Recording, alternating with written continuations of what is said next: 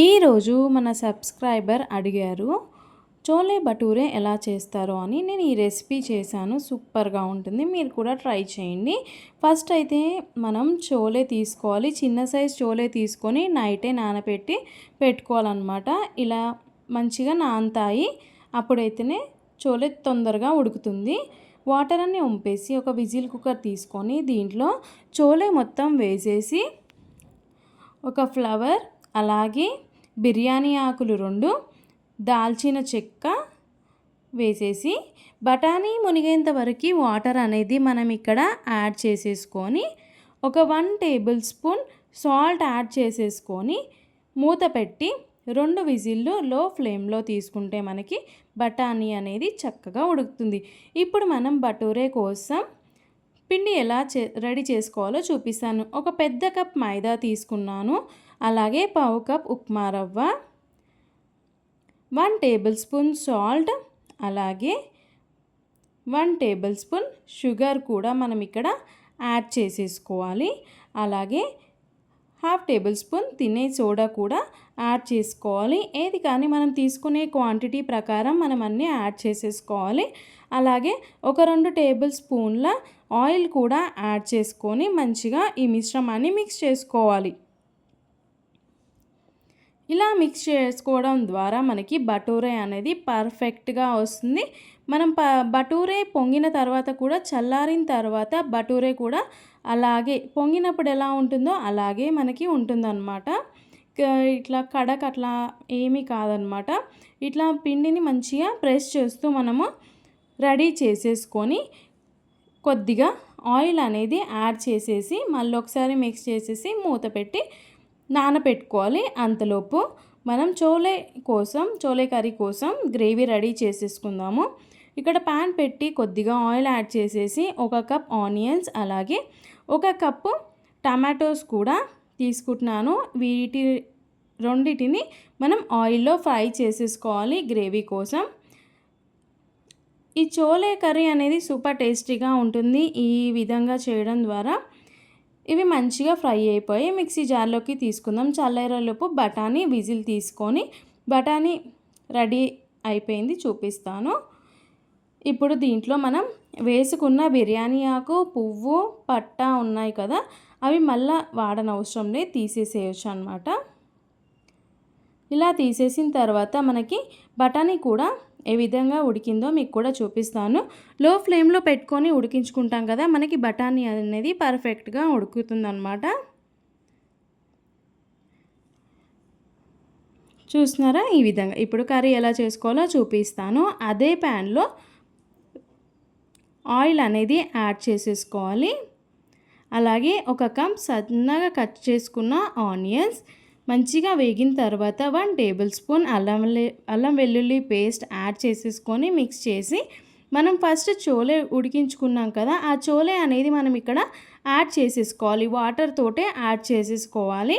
Add చేసిన తర్వాత ఒకసారి మిక్స్ చేసేసి మనం టమాటో ఆనియన్ పేస్ట్ చేసుకున్నాం కదా, అది కూడా మనం ఇక్కడ యాడ్ చేసేసుకోవాలన్నమాట. వాటర్ ఉంటే మనకి గ్రేవీ కొంచెం ఎక్కువగా వస్తుంది. ఈ థిక్నెస్ పేస్ట్ కూడా మనం ఇక్కడ యాడ్ చేసేసుకొని 1 టేబుల్ స్పూన్ మిర్చి పౌడర్, రుచికి తగ్గట్టుగా సాల్ట్. మనం ఇప్పటిదాకా బఠానీలో 1 టేబుల్ స్పూన్ సాల్ట్ యాడ్ చేసాం కాబట్టి ఇక్కడ కొంచెం సాల్ట్ అనేది చూసి యాడ్ చేసుకోవాలి.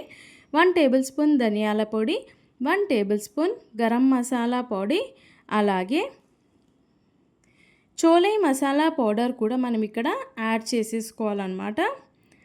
ఇవన్నీ యాడ్ చేసేసి ఒకసారి మిక్స్ చేసేసుకుందాము. 1 టేబుల్ స్పూన్ పసుపు కూడా యాడ్ చేసేసుకోవాలి కలర్ కోసం. చూస్తుంటేనే నోరు ఊరిపోతుంది కదా, టేస్ట్ కూడా చాలా బాగా ఉంటుంది, మీరు కూడా ట్రై చేయండి. ఒకసారి ఈ మిశ్రమాన్ని మిక్స్ చేసేసుకుందాము. లో ఫ్లేమ్లో పెట్టుకొని కర్రీని రెడీ చేసుకోవాలి. మీడియం ఫ్లేమ్లో పెట్టుకోవచ్చు. గ్రేవీ కొంచెం థిక్నెస్గా వస్తుందన్నమాట. చూస్తున్నారు కదా, కొంచెం మనకు చోలే అనేది దగ్గర పడిపోయింది. ఇప్పుడు మనం కర్రీ దించే ఒక 5 మినిట్స్ ముందు పొడుగుగా కట్ చేసుకున్న ఒక 2 పచ్చిమిర్చి యాడ్ చేసేసుకోవాలి. అలాగే స్టవ్ ఆఫ్ చేసుకున్న తర్వాత మనం ఇక్కడ పెరుగు కూడా యాడ్ చేసుకోవాలి. ఒక 3 to 4 టేబుల్ స్పూన్ యాడ్ చేసేసుకొని మిక్స్ చేసేసుకొని కొత్తిమీర యాడ్ చేసేస్తే మనకి చోలే కర్రీ అనేది రెడీ అయిపోతుంది. ఇది డిష్ అవుట్ చేసేసుకుంటే రెడీ టు సర్వ్ చోలే. బటోరా ఎలా చేయాలో చూపిస్తాను. ఇప్పుడు ఇది సర్వ్ చేసేసుకుందాము. బటోరా కోసం చపాతీ పీట తీసుకొని చపాతీ పీట మీద పిండి తీసుకొని ఈ పిండిని కొద్దిగా ఆయిల్ వేసి మన అరచేతితో ప్రెస్ చేస్తూ ఈ పిండి మిశ్రమాన్ని మనం మంచిగా రెడీ చేసుకోవాలన్నమాట. ఇలా ప్రెస్ చేయడం ద్వారా మనకి బటోరా అనేది సాఫ్ట్గా వస్తుంది, మంచిగా పొంగుతాయన్నమాట.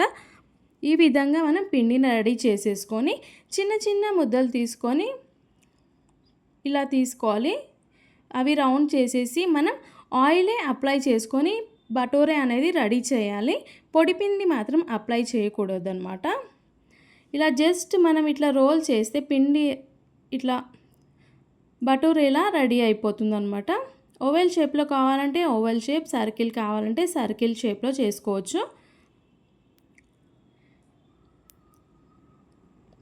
డీప్ ఫ్రై కోసం ఆయిల్ కూడా పెట్టాను. ఆయిల్ కూడా వేడెక్కింది.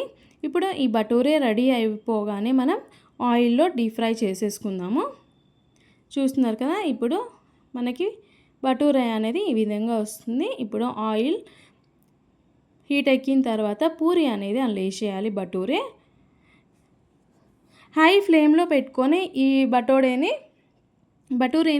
వేయించుకోవాలన్నమాట. ఇప్పుడు నెక్స్ట్ సైడ్ కూడా మనం బటూరే వేసేసుకొని మంచిగా వేయించుకున్న తర్వాత సర్వ్ చేసుకోవాలి. అలాగే ఇంకొక పూరి కూడా మనం రెడీ చేసేసుకుందాము. ఇలా వేస్తుంటేనే మనకి పూరి అనేది చక్కగా పొంగుతుందన్నమాట. వన్ సైడ్ గోలిన తర్వాత నెక్స్ట్ సైడ్ కూడా వేయించేసుకొని ఒక ప్లేట్లోకి తీసేసుకొని ఆనియన్స్, లెమన్, చోలే బటూరే రెడీ అయిపోయింది. మరి మీరు కూడా నా వీడియో నచ్చినట్టయితే ట్రై చేసి కామెంట్ బాక్స్లో చెప్పండి. లైక్ చేయండి, షేర్ చేయండి, సబ్స్క్రైబ్ చేయండి. మళ్ళీ ఒక కొత్త రెసిపీతో ఉంటాను. Thank you.